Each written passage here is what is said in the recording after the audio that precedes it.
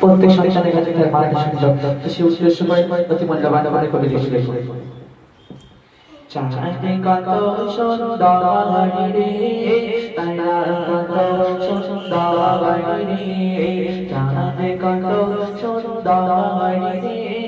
তারা কত সুন্দর রে সবাই থেকে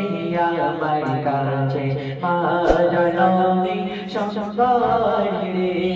সবাই থেকে আমার কাছে মা জননী সুন্দর রে মা জননীর বুকে কেহ আঘাত দিল না কোরআন পাকে পড়িল পারায় জানিয়ে দেয় রবানা আঘাত দিলে মা জননীর রেহাই সে দর পাবে না দয়াল নবীজি সোনার জবানে বলে গেল সদনা কষ্ট দিলে মায়ের দিলে কষ্ট দিলে মায়ের দিলে শাস্তি পাবে হাসরে চাঁদ কত সুন্দর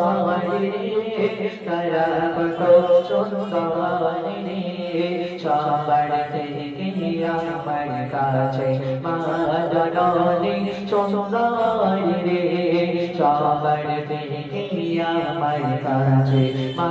জননী সুন্দর রে একটা সংসার যখন ছোট থেকে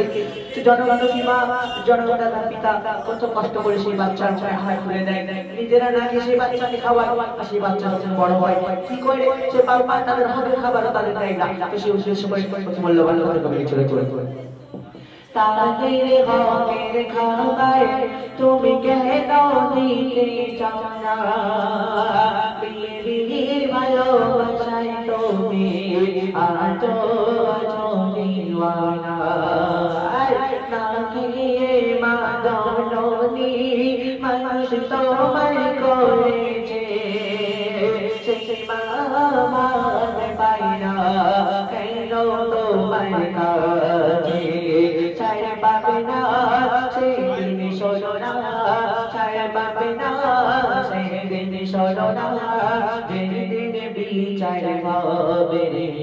চাঁদ কত সুন্দর রে তারা কত সুন্দর রে সবার থেকে আমার কাছে মা জননী সুন্দর রে সবার থেকে আমার কাছে মা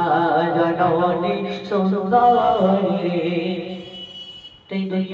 যদি কোন সন্তান তার মা বাপকে যদি খিদমত করে আল্লাহ পাক বললেন যে মায়ের পায়ের কদমে সে চলে আসবে সেই উদ্দেশ্য করে শেষ কথা মূল্যবান করে বলি মা তোমার জান্নাতি শোনো মুমিন মুমিনা জান্নাতের গায়ে কেন আহার মানে করো বলো না মায়ের দোয়া ছাড়া তুমি রেহাই রে পাবে না থাকতে সময় সময় করাই মায়ের সেবা করো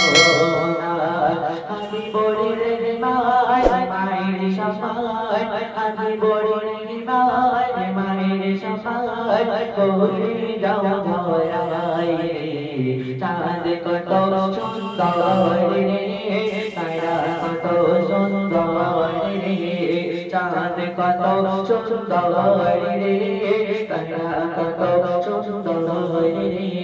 সবার থেকে আমার কাছে মা জননী সুন্দর রে সবার থেকে আমার কাছে মা জননী সুন্দর